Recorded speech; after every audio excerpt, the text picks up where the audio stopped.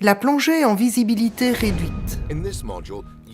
Dans ce module, tu apprendras ce que le terme visibilité réduite signifie et quels sont les facteurs pouvant influencer la visibilité. Tu apprendras quel équipement utiliser pour effectuer ces plongées. Tu apprendras à communiquer par faible visibilité. Tu apprendras ce qu'est un fil d'Ariane et quelles sont les procédures à suivre en cas de séparation de ton binôme.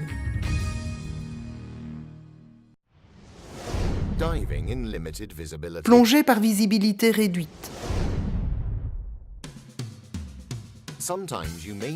Tu pourras être amené parfois à plonger lorsque les conditions de visibilité ne sont pas bonnes. Tu pourras rencontrer des conditions qui réduiront temporairement la visibilité dues à des causes naturelles ou des erreurs humaines, telles qu'un palmage incorrect.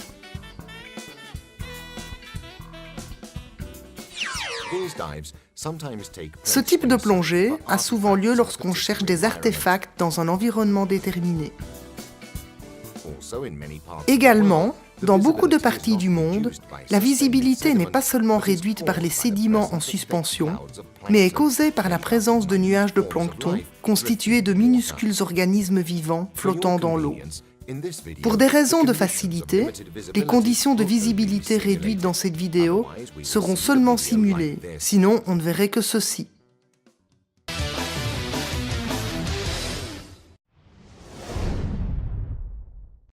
La visibilité.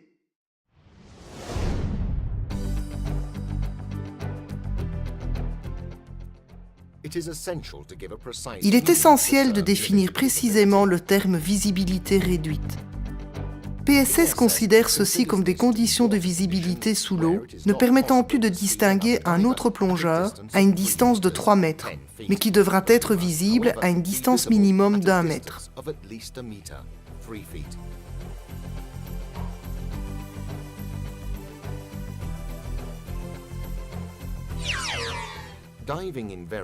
La plongée en visibilité très pauvre ou nulle est une activité réservée aux experts qui ont généralement un motif sérieux de plonger dans de pareilles conditions. Lors de la descente, la visibilité pourra s'améliorer ou s'aggraver. Si l'eau est fortement trouble dans les premiers mètres, mais que la visibilité en profondeur est bonne, la plongée sera considérée comme une plongée de nuit.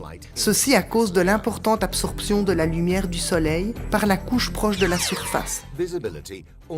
La visibilité peut varier également avec les conditions météo et l'état de la mer. Elle se dégradera là où les vagues commencent à se briser. La visibilité est également liée aux marées. Elle sera généralement meilleure à marée haute, lorsque l'eau claire vient de la mer, mais cela ne pourrait pas toujours être le cas. Cependant, la visibilité sera toujours mauvaise à proximité des estuaires des rivières. Lorsque la couche d'eau douce d'une source recouvre une autre couche d'eau de mer, une couche intermédiaire appelée halocline se forme. Elle est très similaire à la thermocline, qui se forme entre une couche d'eau froide et une couche d'eau chaude. La visibilité change généralement lorsqu'on traverse une couche halocline.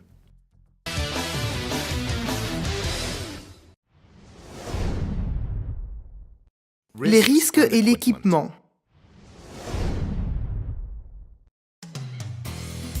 Les risques spécifiques à la plongée en visibilité réduite sont essentiellement dus à l'absence de référence visuelle.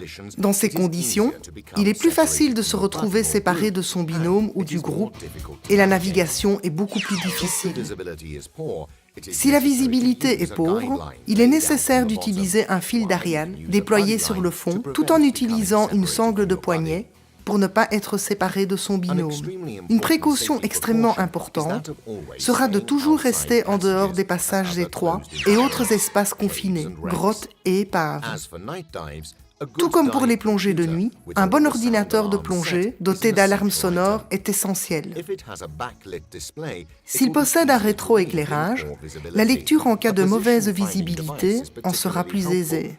Un système de localisation sera particulièrement utile pour retrouver le bout de remontée. Une lampe à éclat pourra très bien faire l'affaire. Une puissante lampe de plongée, 50 watts, sera utile pour se signaler, mais certainement pas pour voir quelque chose. Si elle possède un large faisceau, elle éclairera les particules en suspension qui se trouvent entre l'objet éclairé et toi-même, produisant un effet de brouillard très gênant. Une lampe de plongée moins puissante sera également utile parce qu'elle n'illuminera pas les particules en suspension.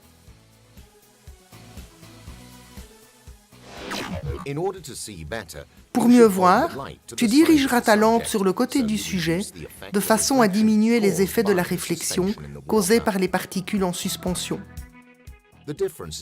La différence sera similaire à celle entre un lever de lune et une pleine lune.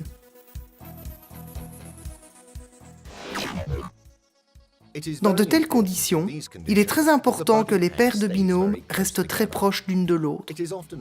Il est souvent recommandé d'utiliser une sangle de poignet de moins de 2 mètres de long, terminée aux extrémités par une boucle qui pourra être tenue en main. Une sangle de poignet ne peut pas être attachée à ton binôme ou à ton équipement. Elle pourra également être utilisée comme un moyen de communication, par l'intermédiaire de tractions, simples mais efficaces. Une traction signifie OK, 2 tractions signifient Go, 3 tractions signifient Stop, 4 tractions signifient demi-tour, remontons, 5 tractions ou plus en succession rapide signifie urgence. Le même système de communication pourra être utilisé à l'aide de signaux sonores, effectués par exemple en frappant la bouteille de plongée à l'aide d'un objet métallique tel qu'un couteau ou un mousqueton. Un dévidoir sera également utile pour dérouler et rembobiner le fil d'Ariane.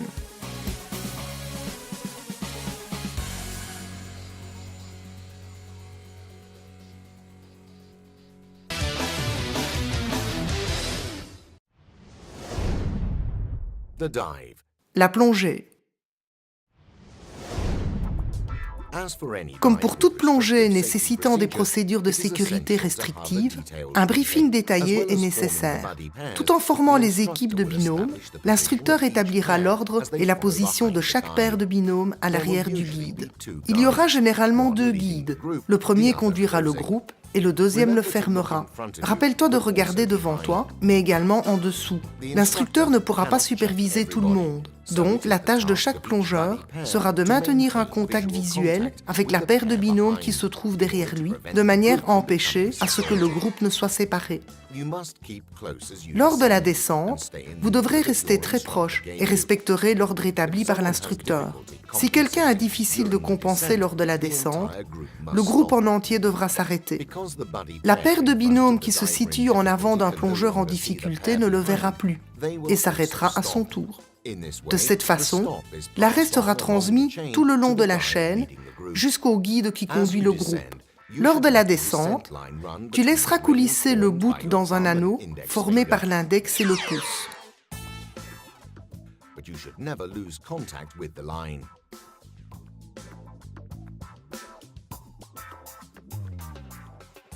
Sur le fond, tu suivras un fil d'Ariane déployé à l'aide d'un dévidoir. Un des binômes nagera en gardant un contact avec le fil d'Ariane, en le laissant filer dans un anneau formé par l'index et le pouce, tandis que l'autre binôme restera en contact par l'intermédiaire de sa sangle de poignet. Lorsqu'il faudra faire demi-tour, tous les plongeurs attendront le long du fil d'Ariane, et c'est seulement à ce moment que les binômes changeront de rôle.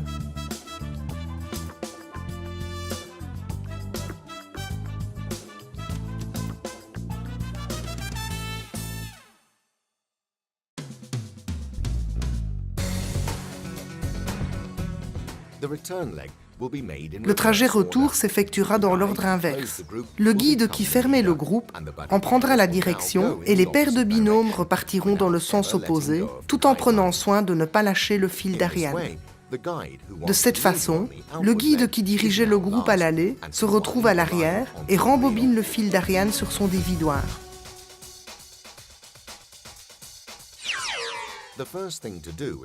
La première chose à faire en cas de problème est de signaler l'urgence à son binôme à l'aide de tractions, 5 tractions rapides, et si possible le signaler à l'entièreté du groupe par l'intermédiaire de forts signaux sonores.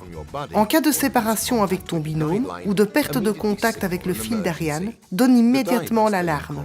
Le plongeur qui est resté en contact avec le fil d'Ariane aidera en tournant sur lui-même et en couvrant et découvrant alternativement sa lampe, tel un phare côtier. Les plongeurs le long du fil d'Ariane ne quitteront pas leur position. C'est le plongeur séparé qui doit retrouver le groupe.